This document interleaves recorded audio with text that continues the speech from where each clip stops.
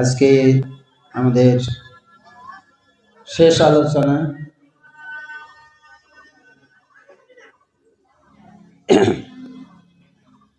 তো ভগবানের কৃপায় আমরা একসঙ্গে 7 দিন এই মহান ব্রত সমাপ্ত করতে যাচ্ছি। এরপরে আর কবে দেখা হবে, হবে কি হবে না, কে কোথায় থাকবে, তারপরে এই অনুষ্ঠান আবার এখানে হবে কি না।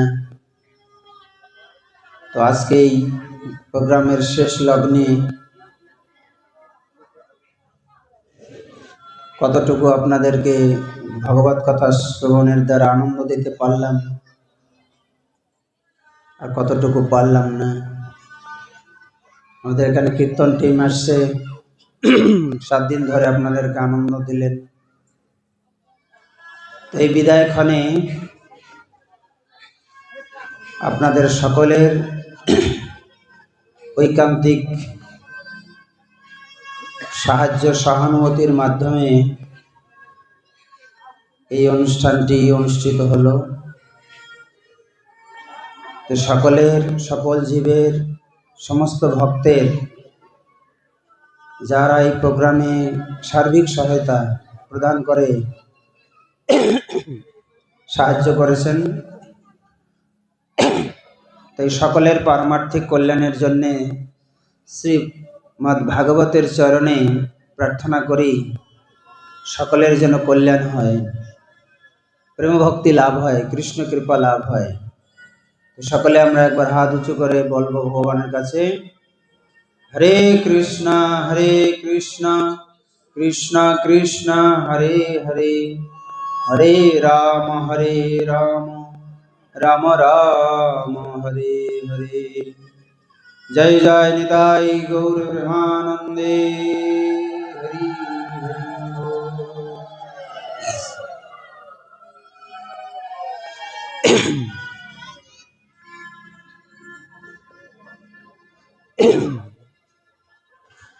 এতদিন আমরা ভাগবত শ্রবণে যতটুকু বুঝলাম, যে যতদিন আমাদের এই সংসারের প্রতি বিতৃষ্ণা না আসবে, ততদিন আমাদের গোবিন্দ ভজনা হবে না।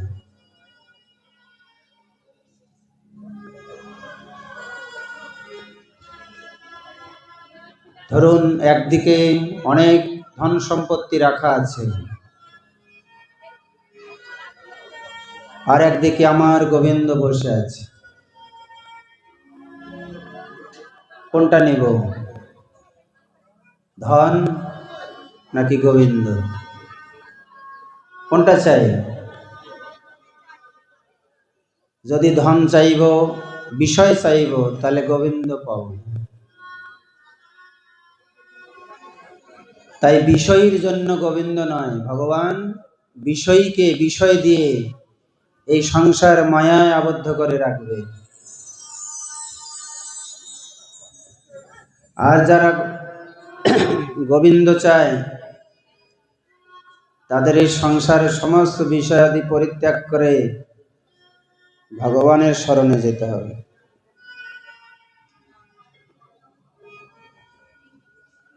কিন্তু এই বিষয় বাসনা ত্যাগ করা এত সহজ নয়,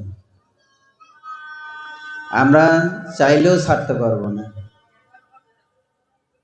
যারা বিয়ে করেছে তারা কি স্ত্রী পুত্র ছেড়ে, সংসার ছেড়ে যেতে পারবে? পারবে না। তাহলে উপায় এখানে ভাগবত শিক্ষা দিচ্ছে। যেদিন গুরুদেবের চরণে আমরা আত্মসমর্পণ করেছি, দীক্ষা নিয়েছি, দীক্ষাকালে শিষ্য করে আত্মসমর্পণ, সেই কালে কৃষ্ণ তারে করে আত্মসম। যেদিন গুরুদেবের মাধ্যমে এই দেহ মনপ্রাণ সর্বস্ব গুরুদেবের চরণে সমর্পণ করেছি, করতে পেরেছি, সেদিন থেকে গোবিন্দের হয়ে গেছে। কিন্তু তা যদি না হবে, যে সমস্ত কিছু যদি গুরুদেবের চরণে সমর্পিত না হবে, দীক্ষা নিলেও গোবিন্দ আপনাকে আপন করে নেবে না। দীক্ষা একটা আনুষ্ঠানিকতা মাত্র। স্বামী স্ত্রীর বৈবাহিক সম্পর্কে বিবাহ একটা আনুষ্ঠানিক অনুষ্ঠান মাত্র। কোনো নারী যদি তার জীবনকে তার পতির চরণে সমর্পিত না করে, তা যেমন সুন্দর সংসার হয় না, তেমনি কোনো ভক্ত যদি গুরুদেবের চরণে সর্বস্ব দিয়ে সমর্পিত না হয়, গোবিন্দ তাকে গ্রহণ করে না। তাই দীক্ষা একটা আনুষ্ঠানিকতা মাত্র। আমরা কতটুকু গুরুদেবের চরণে নিজেকে সমর্পণ করতে পেরেছি, এটা হচ্ছে মূল বিষয়। সকলেই বলে আমি দীক্ষা নেব, দীক্ষা মানে কানে মন্ত্র নেব, কিন্তু মন্ত্র নেওয়া হচ্ছে সাধারণ ব্যাপার। নিজেকে সর্বস্ব দিয়ে সমর্পণ করা, ঐকান্তিকভাবে গুরুদেবের আদেশ পালন করা, এটি সবাই পারে না। যে গুরুদেবের 100 ভাগ সেবায় প্রস্তুত থাকে, সেই গুরু কৃপা গোবিন্দ কৃপা লাভ করে। নিতাই গৌর প্রেমানন্দে হরি বল। তাই আমরা যাতে গুরুদেবের চরণে সর্বস্ব দিয়ে নিজেকে সমর্পণ করে ভগবৎ সেবায় সমর্পিত হই, তাহলেই আমাদের জীবন ধন্য হবে। নচেত দীক্ষা শুধু দেখাওয়া হলো। আমি দীক্ষা নিয়েছি, অনেক বছর পূর্বে দীক্ষা নিয়ে অনেক সিনিয়র হয়ে গেছি, কিন্তু আত্মসমর্পিত কতটা হয়েছি, ওটা হচ্ছে মেন বিষয়। দেখা যায় অনেক বছর আগে দীক্ষা নিয়েও সমর্পিত হতে পারলো না, আবার কেউ নতুন এসে গুরুদেবের চরণে সমর্পিত হয়ে গেল, তাই না? এই জন্য পদকর্তা অনেক সময় আক্ষেপ করে গায়, পরে এসে আগে গেল, আমি পরে রইলাম। ভাগবতের একাদশ স্কন্ধে এখানে সুখদেব গোস্বামী শিক্ষা দিচ্ছেন যে শুদ্ধ ভক্তি যদি না হবে, তাহলে আমরা সেই ভক্তি দ্বারা ভগবানকে আপন করতে পারবো না। আর সেই শুদ্ধ ভক্তি হচ্ছে হৃদয় থেকে বিষয় বাসনাকে পরিত্যাগ করা, ফেলে দেওয়া। হে গোবিন্দ, তোমার কাছে আমি কিছু চাই না। তাই মহাপ্রভু শিক্ষা দিলেন, ন ধনং ন জনং ন সুন্দরী কবিতাং বা জগদীশ কাময়ে মম জন্মনি জন্মনীশ্বরে ভবতাদ ভক্তি রহিত কীতে। হে জগদীশ্বর, হে কৃষ্ণ, আমি তোমার কাছে ধন চাই না, জন চাই না, এমনকি সুন্দরী স্ত্রীও চাই না। আমি শুধু জন্মে জন্মে এই চাই, তোমার শ্রীচরণে যেন আমার অহৈতুকী ভক্তি থাকে, শুদ্ধ ভক্তি। এই শুদ্ধ ভক্তি পালন করতে গেলে আমাদের জ্ঞান এবং বৈরাগ্যের দ্বারা এই সংসার বাসনাকে মন থেকে দূর করতে হবে। সংসার সংসার করে মিশে গেল কাল, লাভ না হইল কিছু ঘটিল জঞ্জাল। এই যে 7 দিন ধরে ভাগবত শুনলাম, শোনবার পরে যদি আমরা গোবিন্দ সেবায় ব্রতী না হই, এই 7 দিন ধরে শ্রবণ করেই বা কি লাভ? তাই বলছে, কোটি জন্ম যদি করে শ্রবণ কীর্তন, তবু না পায় শ্রী নন্দের নন্দন। শ্রবণের দ্বারা যদি উপলব্ধি না হয়, আমার এই মনুষ্য জন্ম লাভের কারণ কি? কি প্রয়োজনে আমি এই জগতে এসেছি? মনুষ্য জন্মে কি প্রয়োজন? এ প্রয়োজন কি যদি না বুঝতে পারি, তাহলে সমস্ত কিছু বৃথা।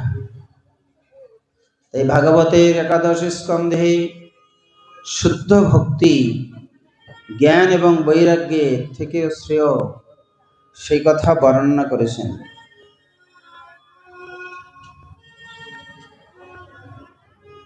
তো আমাদের জ্ঞানের অভাব কি? আত্মতত্ত্ব জ্ঞানের অভাব, ভগবত তত্ত্ব জ্ঞানের অভাব। যেদিন গুরুর কাছে জ্ঞান প্রাপ্ত হই, সেই দিন সংসার বিষয়ের প্রতি আমাদের বৈরাগ্য আসে। সাধু সঙ্গ ভাগবত শ্রবণের দ্বারা যখন আমাদের জ্ঞানের উদয় হয়, তখন আমাদের সংসার বৈরাগ্য আসে। জেনে বলছে, আপনি 10 মিনিট যদি সাধু সঙ্গ করেন, তাহলে মনে হবে এই সংসার অসার, হায় হায় আমি কি করলাম, আমার জীবন শেষ করলাম, সকলকে আমার জীবনের সময়গুলোকে দিয়ে আমার সামর্থ্য সব শেষ করলাম, হারালাম সব কিছু। আবার যদি একজন বিষয়ী নাস্তিকের সঙ্গ করেন, তো বলবে, এই যে তুমি মনুষ্য জন্ম পেয়েছ, এই জীবনটাকে ভোগ করো, উপভোগ করো, আনন্দ করো, মস্তি করো, এনজয় করো। এই সব করে কি হবে? হ্যাঁ, এরকম নাস্তিক দর্শন আছে। এই আমাদের একজন ঋষি আছে, তার নাম হচ্ছে পতঞ্জলি। যে পতঞ্জলির ঔষধ আপনারা খান,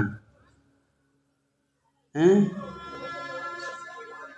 তারপরে চারবাক ঋষি আছে, এরা হচ্ছে ভক্তি বিরোধী।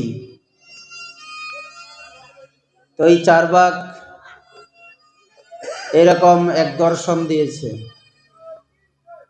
যে ঋণং কৃত্যা ঘৃতং প্রেবত জগৎ জীবং সুখং জীবত। যে তুমি ঋণ করে ঘি খাও, কষ্ট করে অল্প অল্প না খেয়ে থেকে শরীরটাকে শুকায় কি করবে? ঋণ করে হলেও তুমি ঘি খাও, শরীরটাকে তাজা রাখো। এই দেহ প্রাণ চলে গেলে শরীরটাকে পুড়িয়ে দেবে শ্মশানে, না খেয়ে কি করবে? খাও, ভোগ করো। তো আপনি যার সঙ্গ করবেন সেই রকম আপনার অভ্যাস স্বভাব গঠিত হবে। একজন কৃষকের সঙ্গ করবেন, ও এমন বুঝিয়ে দেবে আপনি কৃষিকাজে ব্যস্ত হয়ে যাবেন। ব্যবসায়ীর সঙ্গ করবেন, ও ব্যবসায়ী বলবে ব্যবসা করো, অনেক মুনাফা। আবার একজন সাধুর সঙ্গ করবেন, তখন তার মনে হবে এই সমস্ত কিছুই অসার, জীবন কি কাজে লাগলো। এই জন্যে সদ্গুরু সাধুর সঙ্গ যখন হবে, তখন জ্ঞান হবে আমি কে, ভগবানকে, এই সংসার মায়া কি। তখন আপনার জ্ঞান হলে যখন আপনি নিজেকে চিনবেন, তখন এই সংসার অসার হবে, আর তখন আপনার মধ্যে বৈরাগ্য আসবে। তো গীতায় ভগবান বলছেন অর্জুনকে, অর্জুন, জ্ঞান এবং বৈরাগ্যের দ্বারা এই সংসার মায়ার বন্ধনকে তুমি ছেদন করো।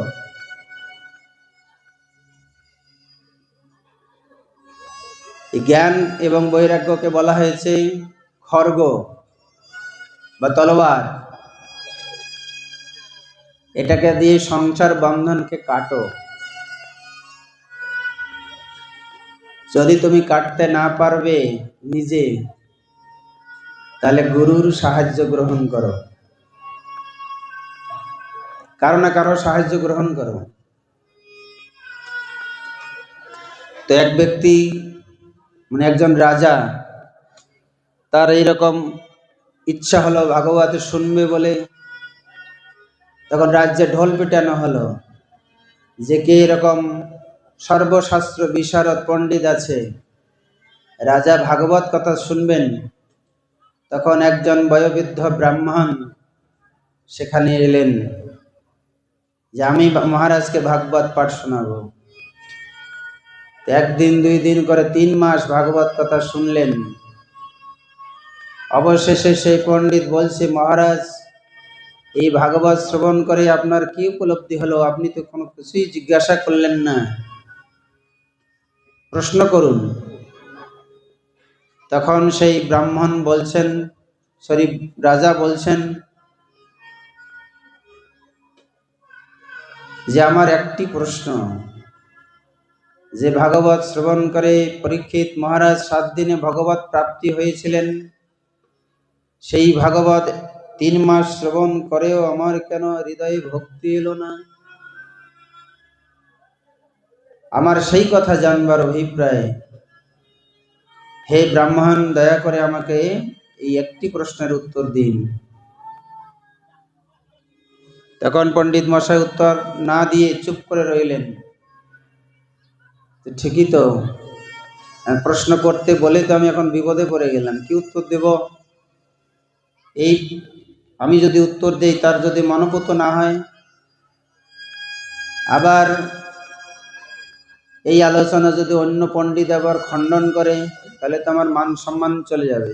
তাই চুপ থাকলেন। তখন রাজা রেগে গিয়ে বলছে, এই ছোট্ট প্রশ্নের উত্তর আপনি দিতে পারেন না, অথচ আপনি বলছেন প্রশ্ন করতে। আপনাকে 7 দিন সময় দিলাম, এই 7 দিন মধ্যে যদি আপনি উত্তর না দিতে পারেন, তাহলে আপনাকে আমি প্রাণদণ্ড দেব, আর নইলে আমার রাজ্য ছেড়ে অন্য কোথাও চলে যেতে হবে। তখন সেই ব্রাহ্মণ ভয়ে ভয়ে বাড়িতে ফিরে গিয়ে তার বউ বাচ্চার সঙ্গে কারোর সঙ্গে কথা বলছে না, খাওয়া দাওয়া করছে না, ঘুমাচ্ছে না, বিছানায় ছটফট করছে, চিন্তা করছে। তখন তার 8ম বর্ষীয়া কন্যা জিজ্ঞাসা করছে বাবাকে, বাবা 3 মাস পরে ঘরে এলে, অথচ তুমি খাওয়া দাওয়া করছো না, ঘুমাচ্ছ না, কারোর সঙ্গে কথা বলছো না, কি হয়েছে তোমার? মা তুমি বুঝবে না আমার কি হয়েছে, তুমি ছোট্ট, বলোই না কি হয়েছে। এইভাবে তখন বলছে যে আমি যেখানে ভাগবত পাঠ করেছিলাম, সেই রাজা তো কোনো দক্ষিণা দিলই না, আর তার প্রশ্নের উত্তর দিতে না পেরে অসন্তুষ্ট হয়ে 7 দিন সময় দিয়েছে। এই 7 দিনের মধ্যে যদি উত্তর না দিতে পারবো, তাহলে এই রাজ্য ছেড়ে চলে যেতে হবে, নয়তো রাজা প্রাণদণ্ড দেবে। তখন বলছে, প্রশ্নটা কি বলো? বলছে এই যে ভাগবত পাঠ শোনালাম, রাজা বলছে তার কেন ভক্তি হলো না, অথচ পরীক্ষিত মহারাজ 7 দিন ভাগবত পাঠ শুনে তিনি এই জড়জগতের এই দেহ ত্যাগ করে তিনি ভগবত ধামে ফিরে গিয়েছিলেন, কিন্তু সেই ভাগবত 3 মাস শ্রবণ করেও তার কেন ভক্তি হলো না? তখন মেয়ে বলছে, এই কথা, এ তো সহজ উত্তর। কোথায় সুখদেব গোস্বামী মহান ভাগবত, আর যে শ্রোতা পরীক্ষিত মহারাজ কত শুদ্ধ ভাগবত, শুদ্ধ ভক্তের মুখে ভাগবত শ্রবণ করে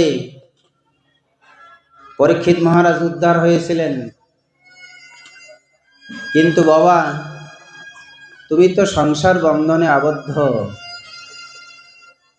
তুমি তো সুখদেব গোস্বামীর মতো মহাভাগবত শুদ্ধ ভক্ত নও, তাই কিভাবে তাই তুমি মুক্ত করবে?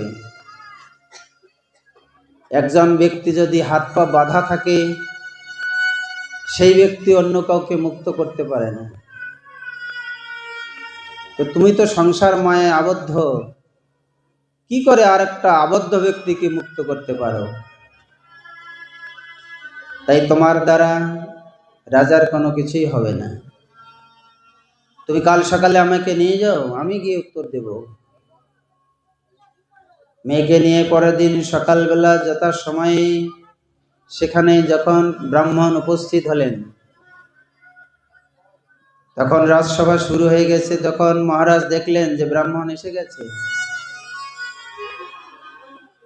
তখন রাজা সেই ব্রাহ্মণ মহোদয়কে বলছে, ও আপনি এসেছেন, ঠিক আছে, আমার প্রশ্নের জবাব দিন। তখন বলছে যে না, আমি উত্তর দিব না, আমার এই কন্যা উত্তর দিবে। যে ঠিক আছে, উত্তর যথাযথ হইলেই হলো, কে দেবে কে দেবে না।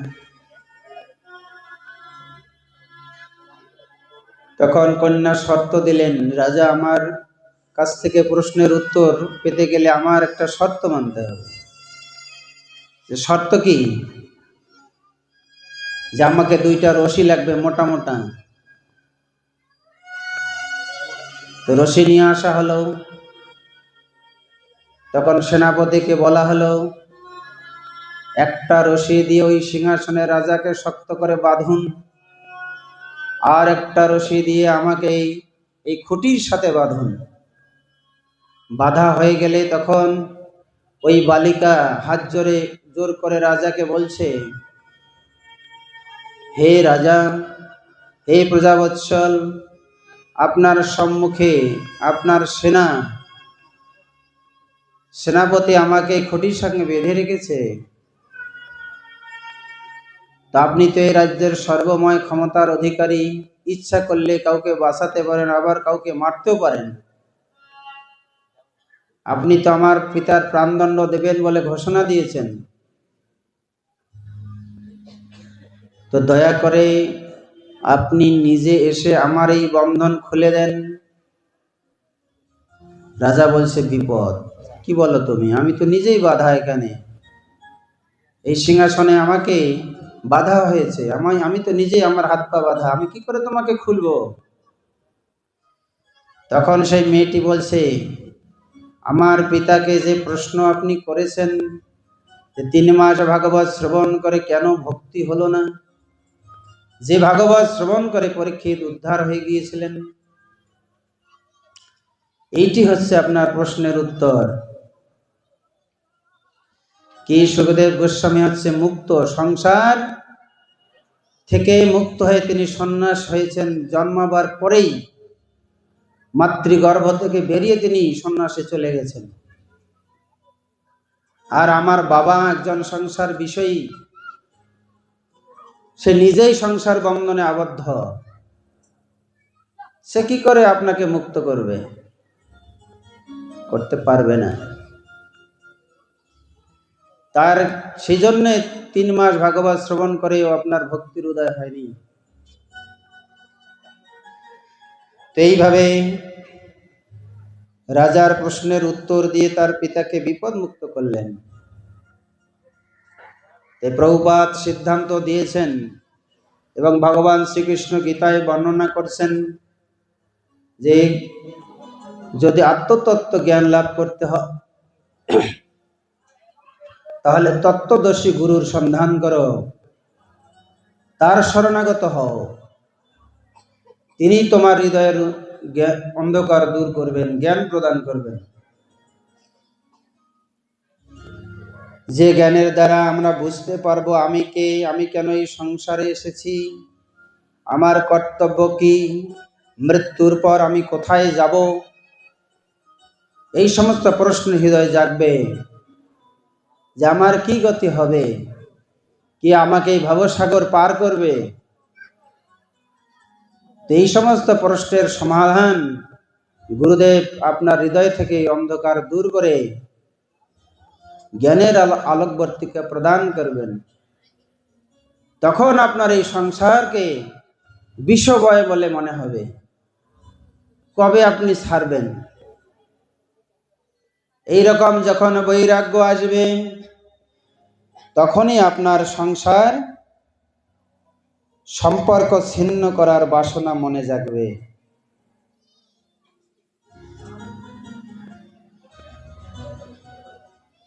নাম্বারটা এখান থেকে নাও কেন?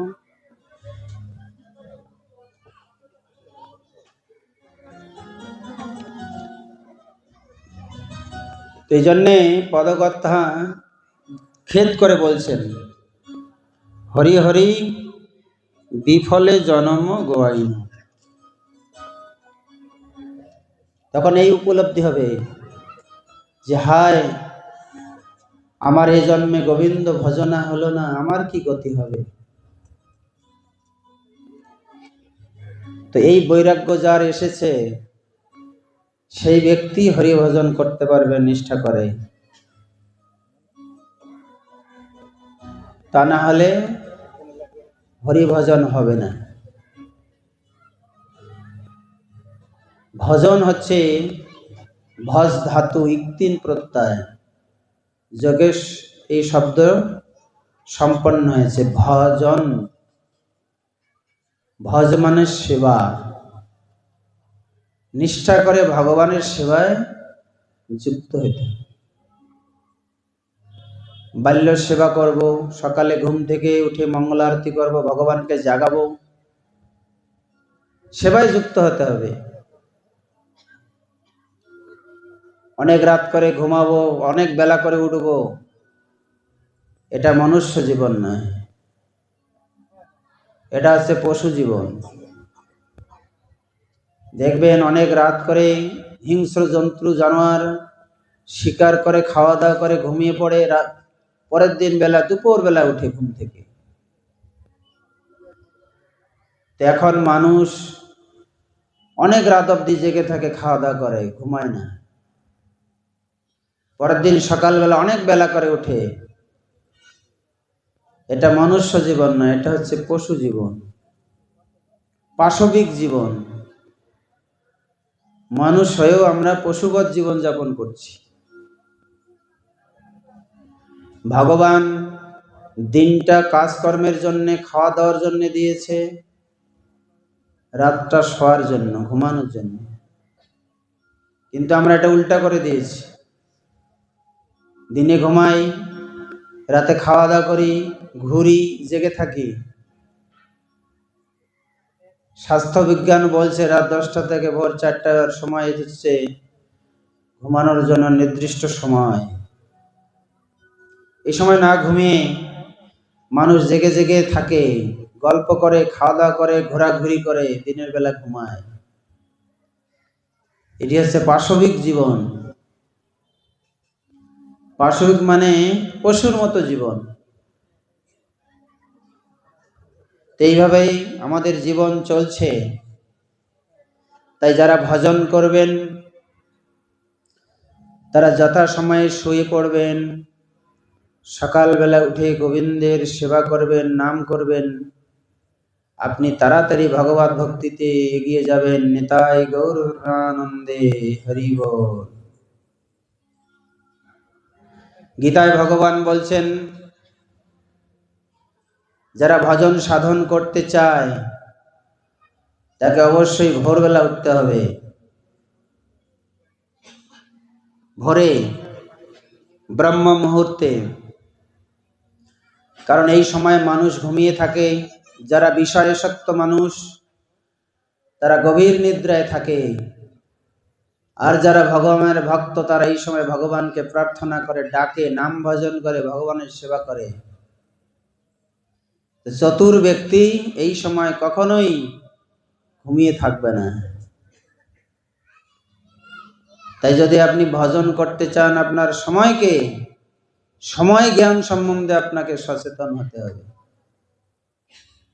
আর যদি তা আপনি সচেতন না হবেন, যে জন ভজে কৃষ্ণ সে বড় চতুর, তাহলে আপনি কিসের চতুর? আপনি কি ভজন করছেন? এরকম আপনার মধ্যে চতুরতা দেখা যাচ্ছে না।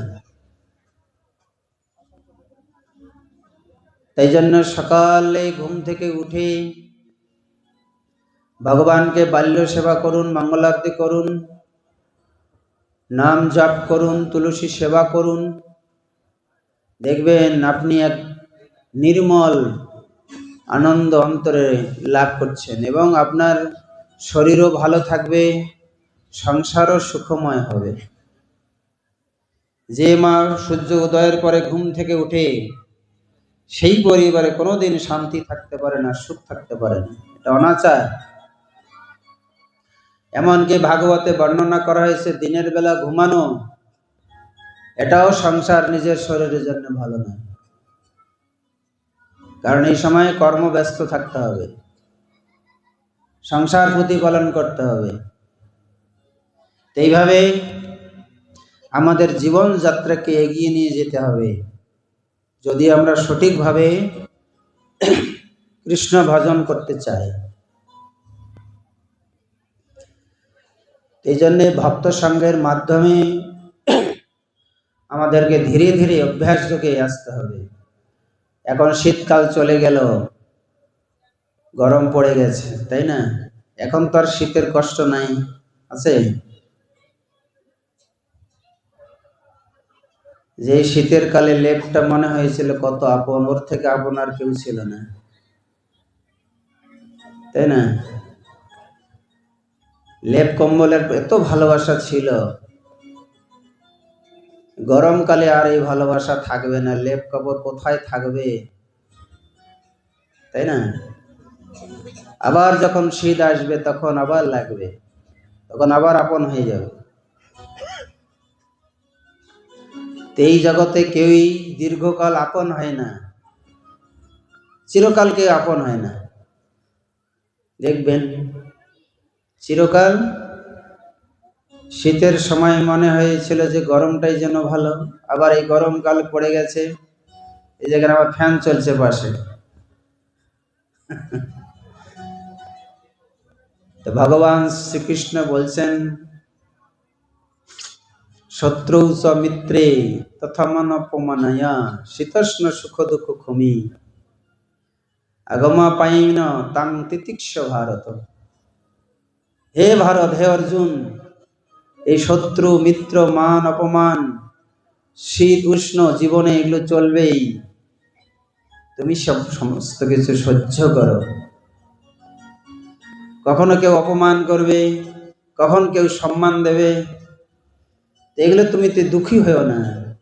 শীত আসবে দুঃখী হয়েও না, গরম আসবে দুঃখী হয়েও না, এগুলোকে সহ্য করো, সহ্য করার শেখো, তাহলে দেখবে তুমি কত শান্তিতে আছো।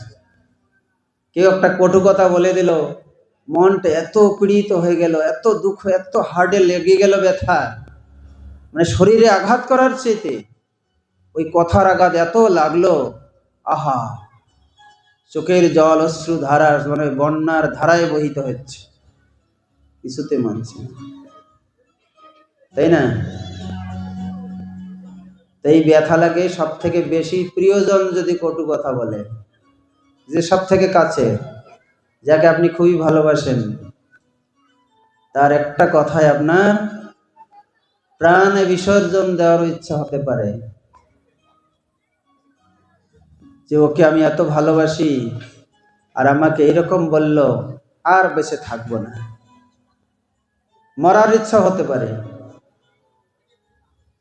ভুল করে এই কাজ কেউ করবেন না, রেগে গিয়ে বাড়ি ত্যাগ করবেন না, রেগে গিয়ে সম্পর্ক ছিন্ন করবেন না, রেগে গিয়ে আত্মহত্যা করার কথা ভাববেন না, আর রেগে গিয়ে মন্দির না যাওয়ার কথাও ভাববেন না। অনেক সময় মন্দিরেও আর যাব না, আছে না এরকম? রেগে গিয়ে মনে আছে না, ওখানে গিয়েছি একদিন প্রসাদই দেয়নি, আর যাব না, তাই না? আর যাব না। ওখানে গিয়েছি হরে কৃষ্ণ বলছি, প্রভু কথাই বলেনি, আর যাব না। এগুলি হচ্ছে আত্মঘাতী সিদ্ধান্ত। বৈরাগ্য আনতে হবে সংসার বিষয়ের প্রতি, আর আমরা বৈরাগ্য আনতেছি মন্দিরের প্রতি, মন্দিরে আর যাব না, বৈরাগী হয়ে গেলাম, আর সাধু দর্শনে যাব না, সাধু সঙ্গ করব না, বৈরাগী হয়ে গেছি। এই রকম বৈরাগ্যের কথা ভগবান বলে নাই। ভাগবত বলছে বৈরাগ্য মানে বিষয় আমাদেরকে পরিত্যাগ করতে হবে, বিষয়ের সঙ্গ পরিত্যাগ করতে হবে। সেটাই বলছেন। কিন্তু আমরা সেটা না করে রেগে গিয়ে মন্দির যাব না, ভাগবত শুনবো না, সাধু সঙ্গ করব না। একজন আরেকজনের সঙ্গে ঝগড়া হয়েছে যে প্রভু ওই যদি ওই অনুষ্ঠানে মন্দিরে আসবে আমিও আর যাব না। দেখুন এত সুন্দর বৈরাগ্য, হ্যাঁ, আমাদেরকে এইরকম বৈরাগ্যের শিক্ষা দেওয়া হয়েছে। ভগবান কৃষ্ণ বলছেন সহ্য করো, হ্যাঁ, শত্রু চ মিত্রে তথা মনপমনয়া শীতোষ্ণ সুখ দুঃখ ক্ষমি আগম পাইনতাং তিতিক্ষ ভারত। তিতিক্ষ মানে সহ্য করো। আমাদের তো সেই সহ্য শক্তি নাই। সহ্য শক্তি নাই কেন? জ্ঞান নাই বলে। জ্ঞানের দ্বারা আমরা বিচার করতে পারি না বলে আমরা এই ভুল সিদ্ধান্ত নিই, কোথায় বৈরাগ্য দেখাতে হবে আর কোথায় হবে না। তা আপনারা যেন এই আত্মঘাতী সিদ্ধান্ত না নেন যে আমি মন্দিরে যাব না, সাধু সঙ্গ করব না, আর ভক্ত হব না। অনেকে রাগ করে মালা জপটপও ছেড়ে দেয়, একাদশী করা ছেড়ে দেয়, মন্দিরে যাওয়া ছেড়ে দেয়, এমনকি গুরুদেবকে ত্যাগ করে দেয়। দেয় না? অনেকে গুরুকে পর্যন্ত ত্যাগ করে। তো এই হচ্ছে আত্মঘাতী সিদ্ধান্ত। এই রকম বৈরাগ্য ভগবান চাইনি। বৈরাগ্য মানে এই সংসার বিষয় বাসনায় আমরা এভাবে বন্ধনে আবদ্ধ হয়ে গেছি। তাই গুরুদেবের কাছে আমাদের সাহায্য চাওয়া উচিত। হে গুরুদেব, কৃপা করে আমার এই সংসার বন্ধন ছিন্ন করুন, আমি যেন গোবিন্দ সেবায় আমার জীবনকে সমর্পিত করতে পারি। এটা হচ্ছে বৈরাগ্য। এই ধরনের বৈরাগ্য যেদিন মনের ভিতরে আসবে সেদিন আপনি সঠিকভাবে কৃষ্ণ ভজনা করতে হবে। আর সঠিকভাবে কৃষ্ণ ভজনাই দরকার, শুদ্ধ ভক্তি, শুদ্ধ ভাবে।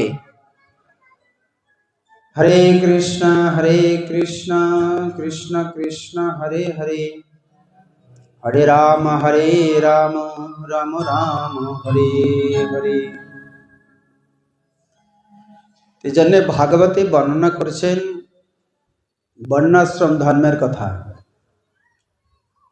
বর্ণাশ্রম প্রথা বর্ণনা করেছেন গীতায়। ভগবান বলছেন চতুর্বর্ণং মায়া সৃষ্টং গুণকর্ম বিভাগস।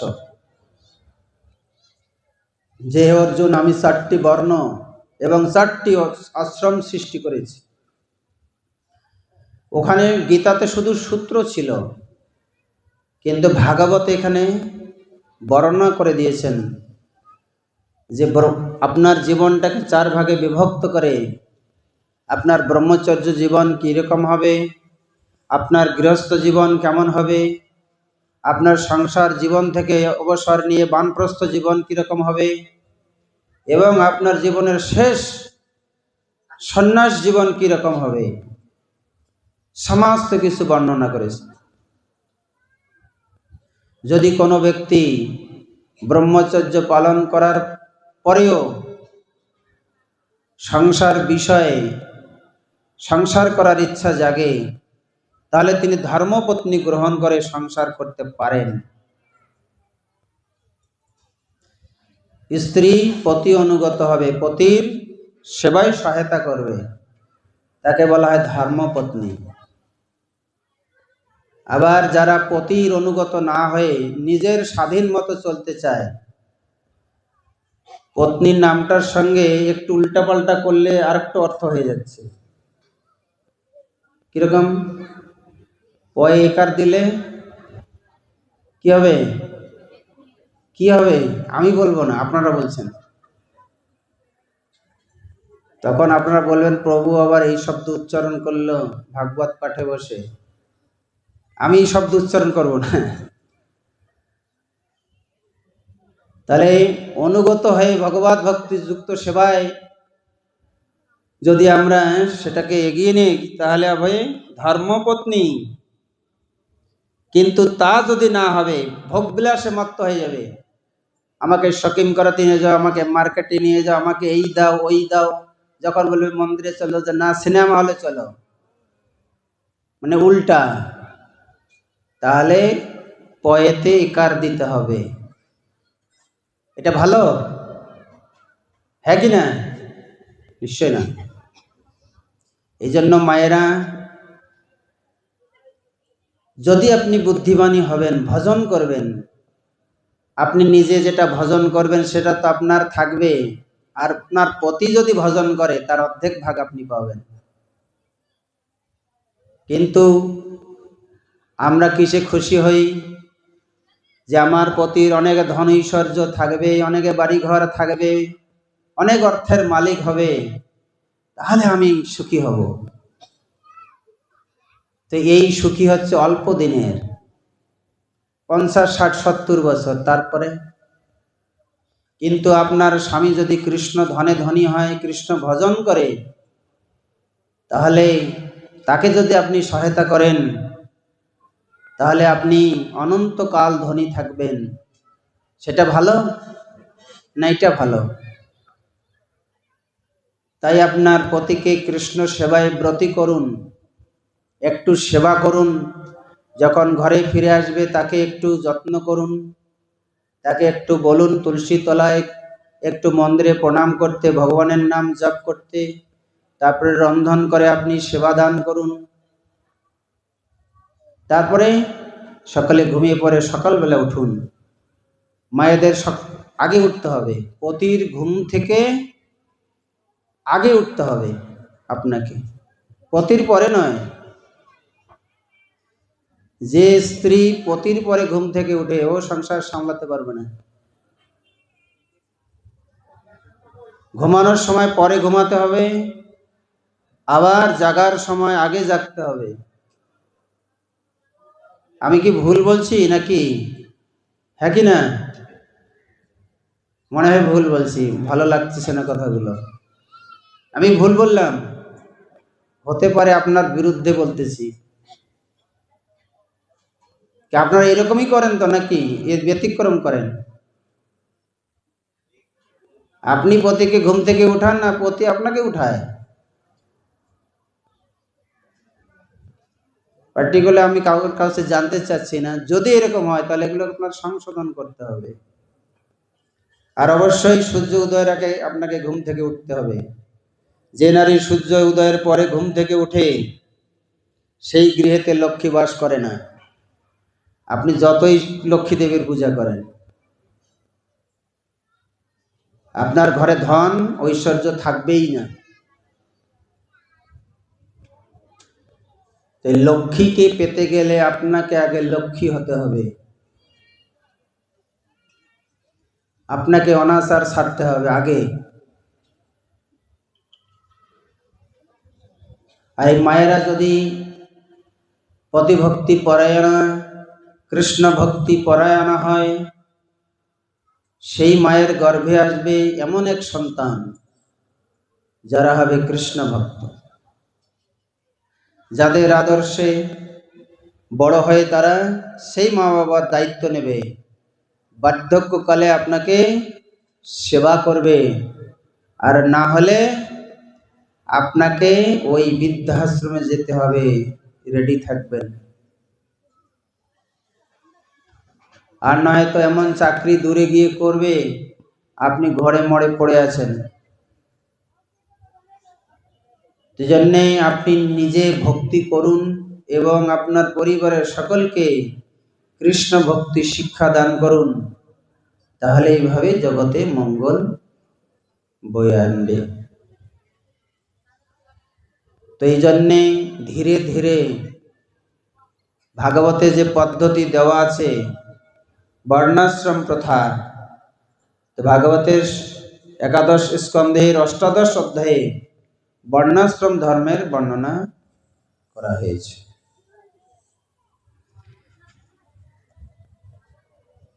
তো 4টি বর্ণ, ব্রাহ্মণ, ক্ষত্রিয়, বৈশ্য, শূদ্র। আর আশ্রম হচ্ছে চারটি: ব্রহ্মচর্য, গৃহস্থ, বানপ্রস্থ, সন্ন্যাস। ব্রাহ্মণ, ক্ষত্রিয়, বৈশ্য, শূদ্র কলিযুগে আর নাই, সকলে শূদ্র হয়ে গেছে। কারণ সকলেই মদ্যমাংস ভক্ষণ করে, অনাচার করে। ওই ব্রাহ্মণ ঘরেও যা, শূদ্র ঘরে তা, সবই একই চলে। তাই কলিযুগে বলা হচ্ছে কলৌ শূদ্র সম্ভবা। কলিযুগে আমরা সকলেই শূদ্র।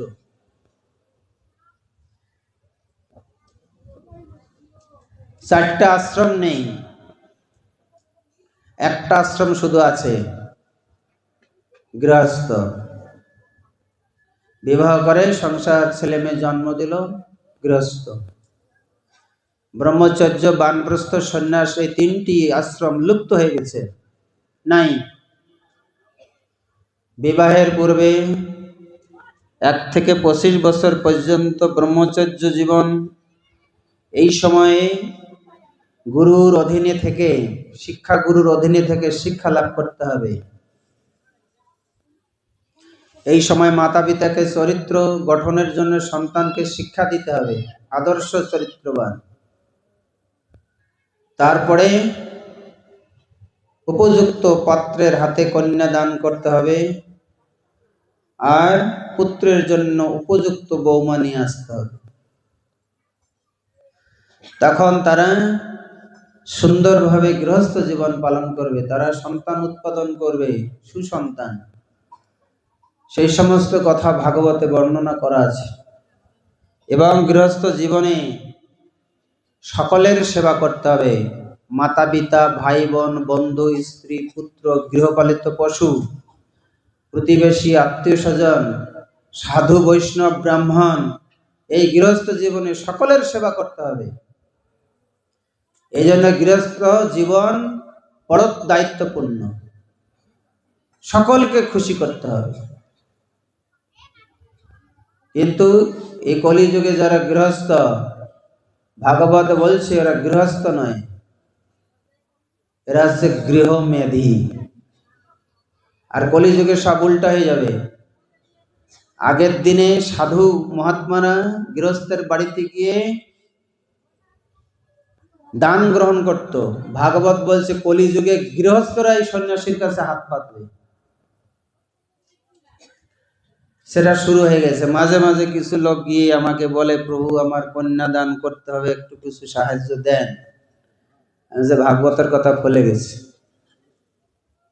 রাস্তায় যখন বেরাই গাড়িতে, তো ওরা মনে করে সাধুরা গাড়িতে ঘুরতে মানে অনেক টাকা আছে, ঠিক আছে, তখন ওরা বলে আমাদের কিছু দেন,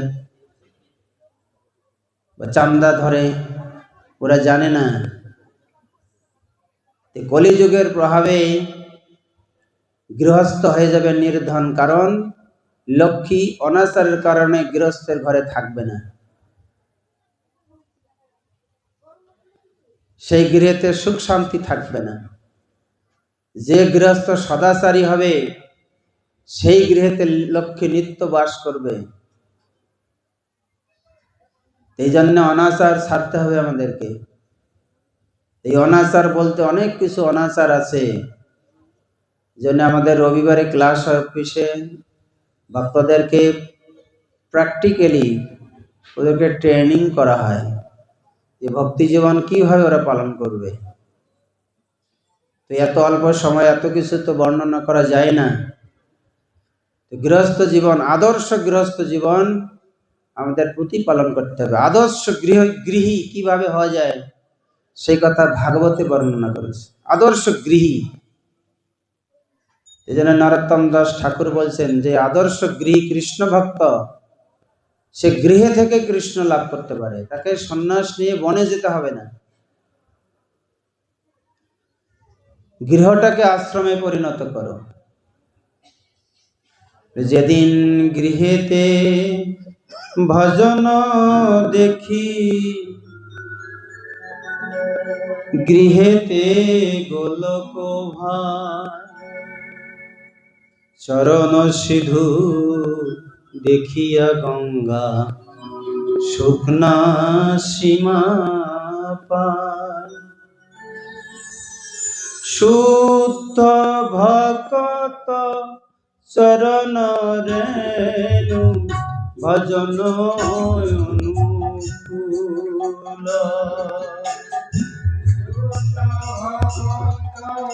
চরণ রেণু ভজন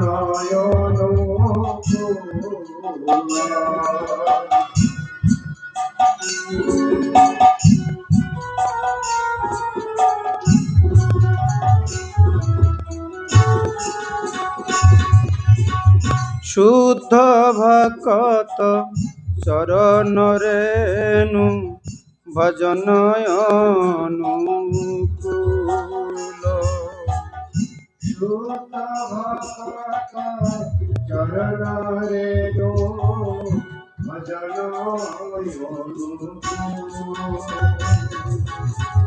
ভকত সেবা পরম সিদ্ধি, ভকত সেবা পরম সিদ্ধি, প্রেমলতিকার মূল, প্রেমলতিকার মূল। ভকত সেবা পরম সিদ্ধি, প্রেমলতিকার মূল,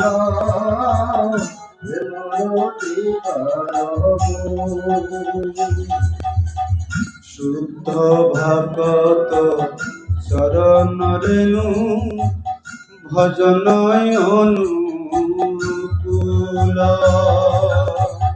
শুদ্ধ ভকত চরণ রেণু ভজন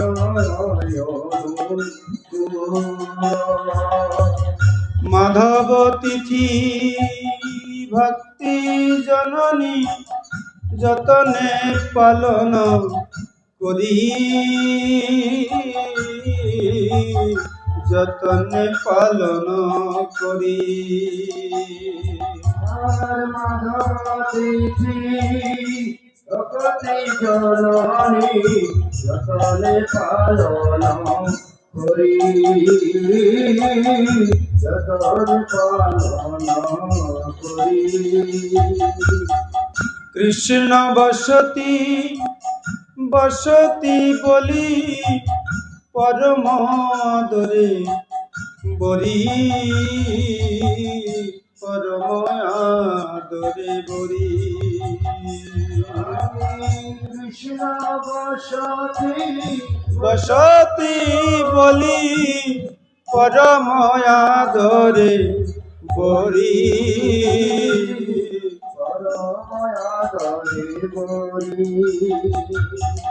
শুদ্ধ ভকত চরণ রেণু ভজন অনুকূল।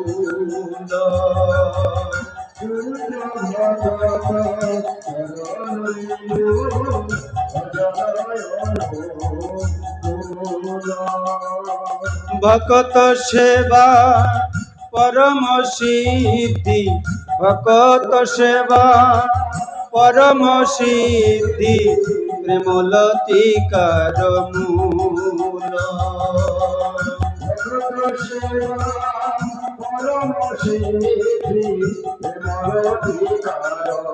মূল প্রেমলতিকার।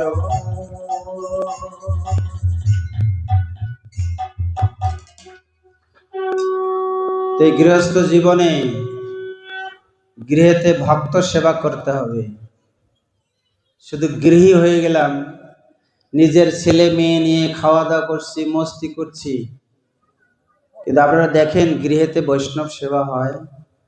হয়? করেন আপনারা? যদি করেন তাহলে আপনার গৃহস্থ জীবন ধন্য আছে। যে গৃহেতে ভজন হয় না, যে গৃহেতে বৈষ্ণবের পদধূলি পড়ে না, সেই গৃহ হচ্ছে সর্পের গর্ত, বিষয়ীর গর্ত।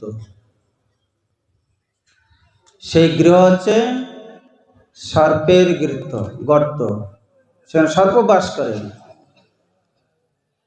অর্থাৎ গৃহে হরিভজনা করতে হবে, বৈষ্ণবকে আনয়ন করতে হবে, তার চরণ ধূলি যেন পড়ে। তাদের সেবা করতে হবে। তা আমরা এমন গৃহস্থ, না গোবিন্দের সেবা হয়, না ভক্তের সেবা হয়, না ভক্তের চরণধূলি গৃহেতে পড়ে। তো ভাগবতে বলছে এইরকম গৃহস্থ জীবন দরকার নেই। এই জন্যে সদ্গুরুর আদেশে যখন কেউ বৈবাহিক সম্বন্ধ স্থাপন করে, ধর্মপত্নী নিয়ে সংসার করে, আর শাস্ত্রের নির্দেশগুলো সঠিকভাবে পালন করে, সে হচ্ছে আদর্শ গৃহস্থ।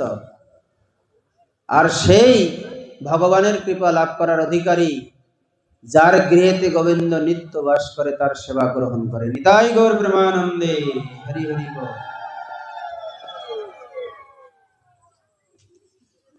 তো ভাগবত থেকে আমরা জেনেছি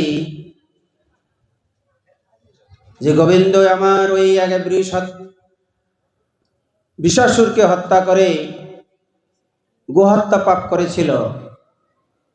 তা খালনের জন্যে শ্যামকুণ্ড সৃষ্টি করেছিলেন, সমস্ত পবিত্র নদী তীর্থকে আহ্বান করেছিলেন। সেখানে সকলেই তারা মূর্তি ধারণ করে এসেছিল। গোবিন্দ সেখানে স্নান করে ওই গোহত্যা পাপ খালন করেছিলেন। আর রাধারানী সখীগণকে বলছে তোমরাও স্নান করো। রাধারানী বলছেন ওই কুণ্ডে আমি স্নান করব না গো। কেন? ওই কুণ্ডেতে ব্রহ্ম হত্যা পাপ আছে। তাই রাধারানী সখীগণ সঙ্গে মানস সরোবরে চলে গেলেন, কলসি ভরে নিয়ে সেই কুণ্ডে জল পূরণ করে সেই জলেতে স্নান করলেন। তখন সমস্ত তীর্থ পবিত্র নদী তখন তার মূর্তি ধরে বলছে আমরাও হে রাধারানী তোমার এখানে স্নান করব। এই কথা বলার অর্থ কি? বলার অর্থ এই তাৎপর্য যে গোবিন্দ কুণ্ড তৈরি করলেন এবং তার প্রিয় ভক্ত রাধারানীও কুণ্ড তৈরি করলেন। মহিমা কোনটা বেশি? কোন কুণ্ডের মহিমা বেশি? রাধা কুণ্ডের মহিমা বেশি। তাই ভগবান গোলকে বিহারী গোলক সৃষ্টি করেছেন, ধাম। আর ভক্ত তার গৃহটাকে ধাম বানাতে পারে। যেদিন গৃহেতে ভজন দেখি, গৃহখানা যেন গোলক হয়। যে ভক্ত নিষ্ঠা করে গৃহেতে গোবিন্দকে নিত্য সেবা করেন, সেই গৃহটাই গোলকে পরিণত হয়ে যায়। নিতাই গৌর প্রেমানন্দে, হরি বল।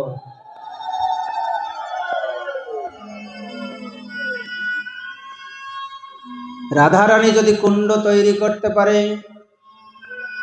আপনারাও মায়েরা প্রভুরা বাড়িতে যদি স্বামী স্ত্রী সন্তান মিলে সেই গৃহটাকে কৃষ্ণ ভজন অনুকূল করতে পারেন, তাহলে গোবিন্দ গোলকে ছেড়ে আপনার গৃহে বাস করবে, সেই গৃহে হবে গোলক। এই জন্য নরোত্তম দাস ঠাকুর বলছেন গৃহেতে বা বনেতে থাকে সদা হরি বলে ডাকে, নরোত্তম মাগে তার সঙ্গ, নরোত্তম মাগে তার সঙ্গ। আপনার গৃহকে আপনি ভজনের দ্বারা গোলকে পরিণত করতে পারেন। আমরা চাই এরকম? চাই না? রাধারানী কুণ্ড বানিয়ে দিল। আর ভক্তরা ভাগবতে বলছে ভক্তরা যদি তার গৃহকে ভগবানকে সিংহাসনে বসিয়ে তার নিত্য সেবা করে, সেটিই হয়ে যাবে গোলক। সেখানে অনাচার থাকবে না, ওই গৃহেতে আমিষ রান্না হবে না, ওই গৃহেতে কেউ অভক্ত থাকবে না, নিত্য ভাগবত সেবা হবে, বৈষ্ণব আসবে, সেখানে নিত্য ভাগবত কথা হবে, হরিনাম গুণগান হবে। এই তো গোলক। গোলক কোথায়? এই সদ্গুরু শিক্ষা দিচ্ছেন। চৈতন্য মহাপ্রভু বলছেন সংসার করো ছাড়ি অনাচার। কৃষ্ণের সংসার করো সারি অনাচার জীবে দয়া কৃষ্ণ আম সর্বধর্ম সার। কিন্তু আমরা মায়ার সংসার করছি, অনাচার করছি। ওইখানে না লক্ষ্মী, না ভগবান, না কোনো বৈষ্ণব, কেউ সেখানে অবস্থান করে না। তাহলে কারা কারা আপনার বাড়িটাকে গোলক বানাতে চান দেখি? কতজনের ইচ্ছা? হাত তুলে দেখান দেখি। বাকিরা করবে না। নিতাই গৌর ব্রহ্মানন্দে হরি বল। বাকিরা চায় না গোবিন্দ নিত্য বিরাজ করুক, ও ঝামেলাতে যেতে চায় না। এইসব ঝামেলা, হ্যাঁ, এটা ঝামেলা।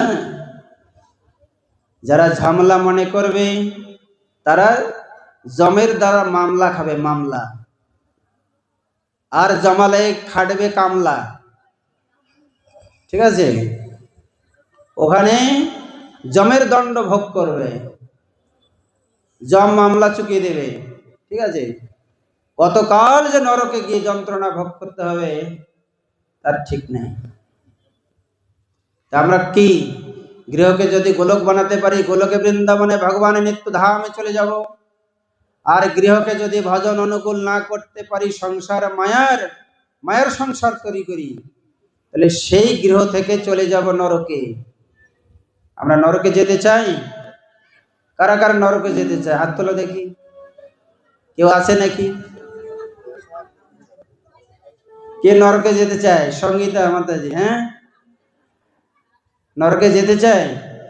ওকে এখনই আগুনের কুণ্ডে ফেলে দাও, ওকে নরক যন্ত্রণা কিরকম, তাই না? গায়ে একটু আগুন লাগিয়ে দাও, বুঝতে পারবে।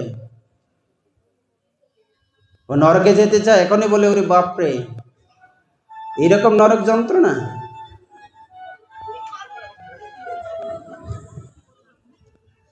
রিবল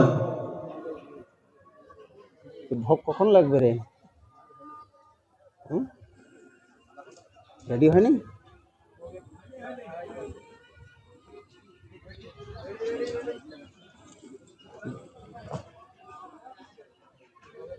একটু জল পান করি, গলা শুকিয়ে গেছে।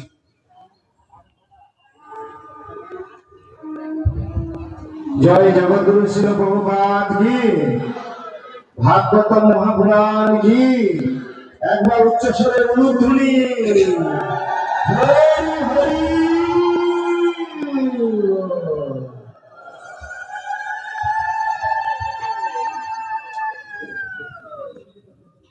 তো আমি সবার বাড়িতে যাব, যাদের বাড়িতে এখনো সুন্দর মন্দির হয় নাই।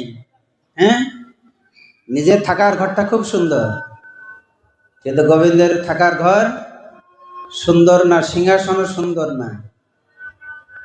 আমি সকলের বাড়িতে যাব, সার্ভে করব।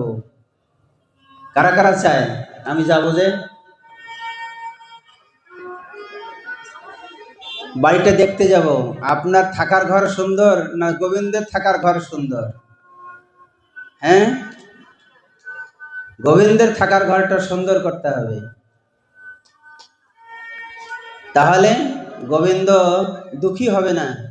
ও আমার থাকার ঘর খারাপ আর তোমার থাকার ঘর ভালো বানিয়েছ, তো গোবিন্দ দুঃখী হয়ে যাবে। এই জন্যে ঠাকুর ঘরটা ভালো করে বানাতে হবে, সুন্দর করে, টিপটপ করে একদম। তা আমরা মনে করি কোনো রকম একটা ঠাকুরের সিংহাসন বসে একটা ফটো রেখে ওই মন চাইলো দিলাম, পূজা না দিলে নাই। এটা এরকম ভজন নাই, এরকম এটা ভজন বলে না, এটা ঠাকুরের সঙ্গে ছেলে খেলা বলে। এ সিরিয়াস নয়, এরকম নয়, সিরিয়াস হতে হবে। তা আমি সার্ভে করব, দেখো কাদের ঘরে সুন্দর ঠাকুর ঘর আছে। প্রভুপাদ মাঝে মাঝে গৃহস্থের বাড়িতে যেতেন, তখন প্রথম গিয়ে তুলসী তলা দর্শন করতেন। বৃন্দারণী কিরকম, যদি ঝাপুর ঝুপুর আছে সুন্দর, তাহলে প্রভুপাদ গৃহস্থকে খুব আশীর্বাদ দিতেন যে তোমার তুলসী এত সুন্দর, তার মানে তোমার ভক্তি সুন্দর। আর যাদের ঘরে দেখতেন যে তুলসী শুকনা, তোমার ভক্তি শুকনা হয়ে গেছে, তোমার ভক্তি ঠিক নেই। তুলসী সুন্দর করে সেবা যত্ন হচ্ছে না, যেন ভালো করে সেবা করতে হবে তুলসী সেবা। তো তুলসী হচ্ছে ভক্তি জননী, তুলসী সেবা করতে হবে, ভক্ত সেবা করতে হবে। আর দ্বিতীয় কি বললাম, তুলসী সেবা করতে হবে।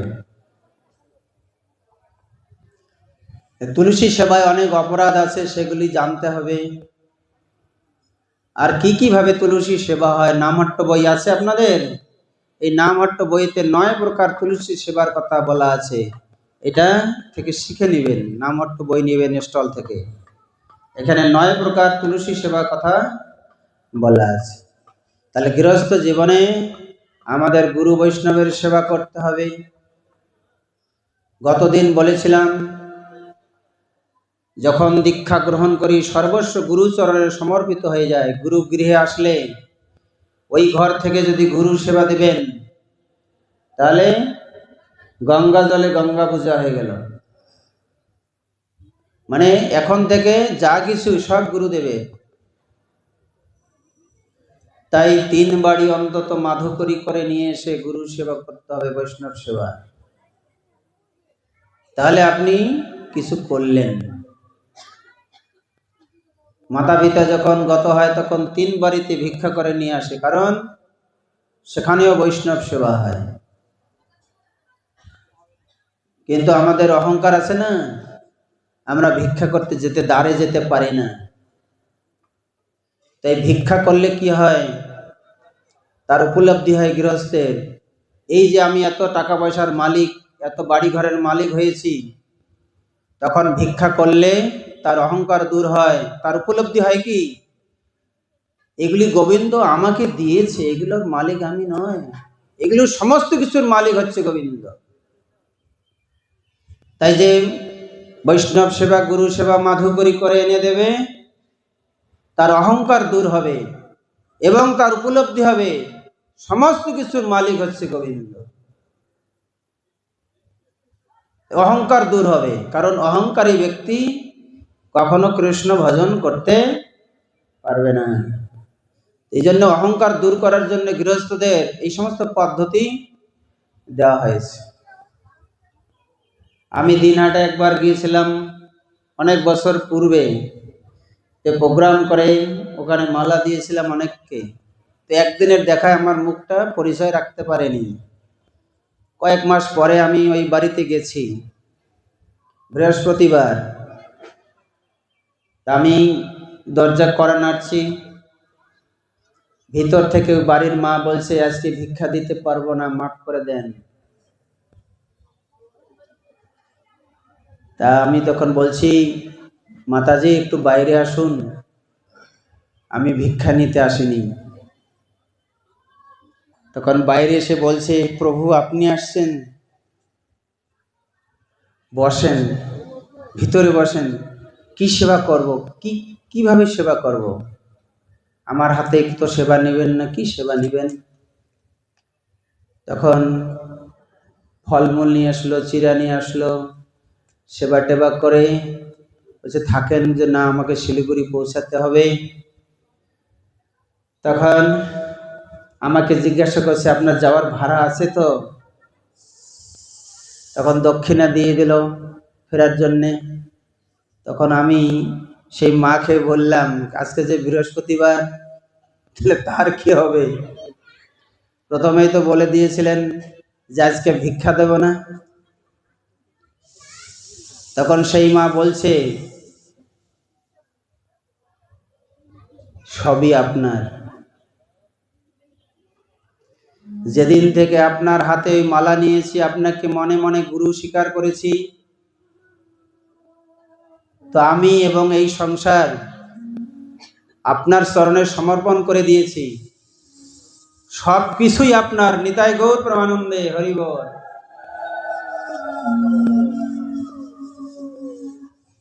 গুরুকে দক্ষিণা দিলে আমার অপরাধ হবে না, আপনার টাকা আপনাকেই দিলাম। তো দেখুন, এই হচ্ছে উপলব্ধি, এইটাই হচ্ছে জ্ঞান প্রকৃতপক্ষে। কোথায় আমাদের সেবা করতে হবে আর কোথায় করতে হবে না, এটুকু পার্থক্য যদি আমরা না বুঝবো, তাহলে গৃহস্থ ধর্ম সঠিকভাবে পালন হবে না। এইবার যখন 50 বছর পার হয়ে যাবে, তখন আপনাকে সংসার থেকে বিরত হতে হবে। ছেলে মেয়েকে বিয়ে থা করে ওদেরকে দায়িত্ব করে দিতে হবে যে তোমরা এখন করে মিলে খাও, আর আমাকে দুমুঠো দুবেলা অন্ন দাও। আমি এখন সাধু সঙ্গ করব, মন্দিরে যাব, তীর্থে যাব, আমাকে যাওয়ার জন্য রাস্তা তৈরি করতে হবে। তোদের জন্য তো আমি জীবনটা দিলাম এতদিন, এখন আমার কর্মে আমাকে যেতে দাও। এইভাবে 50 বছর পার হয়ে গেলে বানপ্রস্থ নিতে হবে। বানপ্রস্থ মানে সন্ন্যাস নেওয়ার প্রস্তুতি। সন্ন্যাস মানে, সন্ন্যাস কি? গৃহত্যাগকে আমরা সন্ন্যাস বলি, স্ত্রী পুত্র ত্যাগকে সন্ন্যাস বলি। আসলে সন্ন্যাস হচ্ছে সবকিছু ভগবানের মনে করা আর নিজেকে ভগবানের চরণে সমর্পণ করা। এই জন্য প্রভুপাদ বলছেন, ইস্কনের যত দীক্ষিত ভক্ত আছে, প্রভুপাদ বলছে এরা সকলেই সন্ন্যাসী। কেন? এরা নিজের জীবন, অর্থবিত্ত, বৈভব সব ভগবানের চরণে সমর্পণ করে দিয়েছে। এরা সকলে প্রসাদ ভুজি হয়ে গেছে, ছেলে মেয়ে সকলে ভক্ত হয়ে গেছে। এরাই হচ্ছে গৃহ সন্ন্যাসী। এইভাবে কৃষ্ণ ভজন করে আমাদেরকে এই জগৎ ছেড়ে পরপারে যেতে হবে। তো সময় বেশি নাই,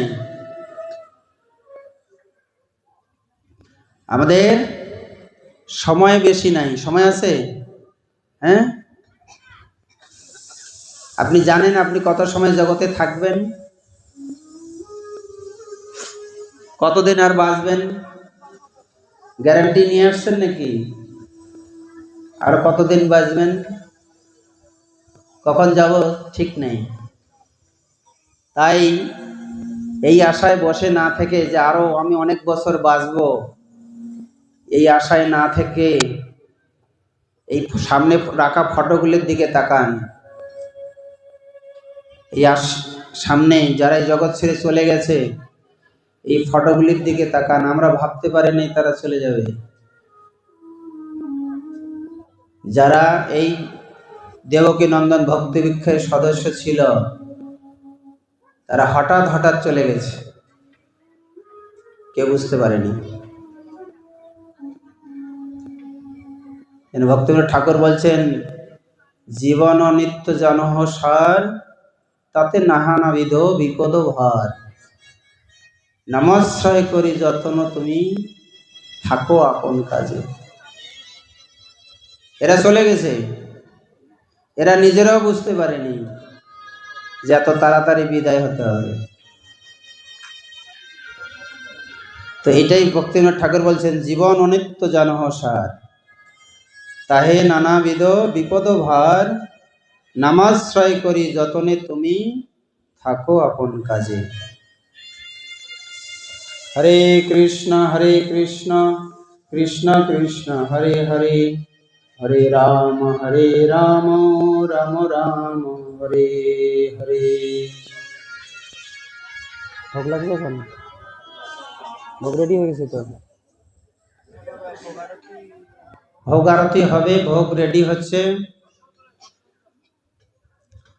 তা আমরা 10 মিনিট সময় জপযজ্ঞ করতে চাই। জপ সকলে মিলে একমালা জপ করবেন।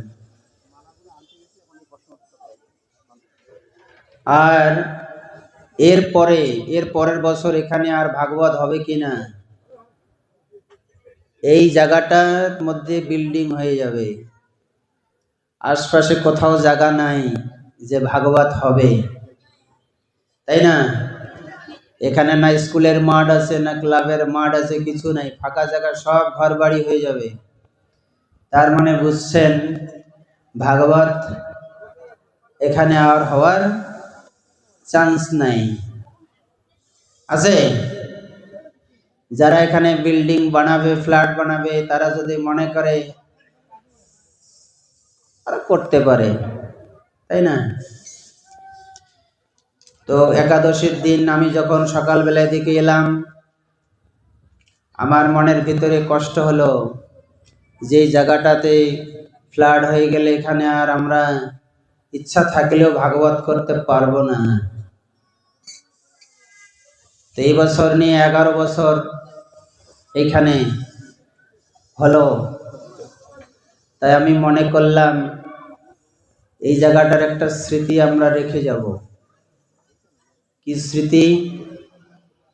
এই জায়গাটার একটা নাম দেব, এরকম ভেবেছি। তো এই যেখানে মোড়টা আছে, আমি কয়েকজনের সঙ্গে কথা বললাম যে এতদিন আমরা এখানে ভাগবত করছি, এইরকম এতদিন ধরে একাধারে এইভাবে চলে নাই, যেটা আপনারা দেবকী নন্দন ভক্তি বৃক্ষের ভক্তরা এতদিন ধরে কন্টিনিউ করেছেন এটা।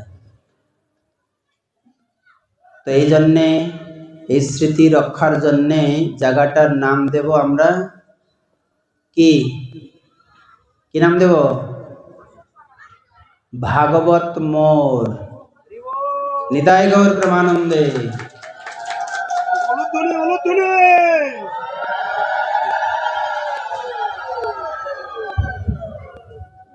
এই মোড়টার নাম ভাগবত নামে জানা যাবে।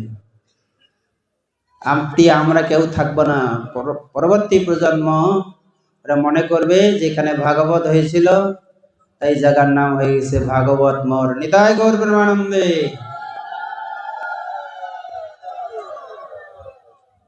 এরপরে যদি আরো ভাগবত হয়, তখন জানবেন ওই ভাগবত মোড়ে ভাগবত হচ্ছে। হরে কৃষ্ণ। তো আমাদের এই 11 বছরের এই সাধনা এবং এই কৃষ্ণ সেবার মাধ্যমে এই স্মৃতি আমরা রাখতে চাই। এই নাম, এই মোড়ের নাম যেই উচ্চারণ করবে ভাগবত, ও ভাগবতের কৃপা লাভ করবে। সকলেই তো জাগতিক নামে, নিজের নামে সবকিছু করে, তা আমরা ভগবান ভাগবতকে সকলের স্মরণে রাখবার জন্যই চিন্তা করেছি। নিতাই গৌর হরিবল। তা এটা ভালো হলো না খারাপ? অবশ্যই ভালো, তাই না? তো আপনারা এটা প্রচার করে এটাকে স্মৃতিপটে রেখে দিবেন। আপনারা এটা করলেন আর কি ঘটনা। ভাগবত মোড়, সবাই বলুন দেখি একবার, ভাগবত মোড় কি জয়। হ্যাঁ, ভাগবত কোথায়? এক হচ্ছে ভক্ত আর এক হচ্ছে গ্রন্থ। দুই ভাগবত, ভক্ত ভাগবত আর গ্রন্থ ভাগবত। প্রভু প্রশ্ন করেছে ভাগবত কোথায়? এর চতুর্দিকে এরকম অনেক ভক্ত তৈরি হবে, প্রত্যেক বাড়িতে কৃষ্ণ ভজনা হবে। ভাগবত বলছে 2 রকম ভাগবত, এক হচ্ছে ভক্ত ভাগবত, 2 হচ্ছে গ্রন্থ ভাগবত।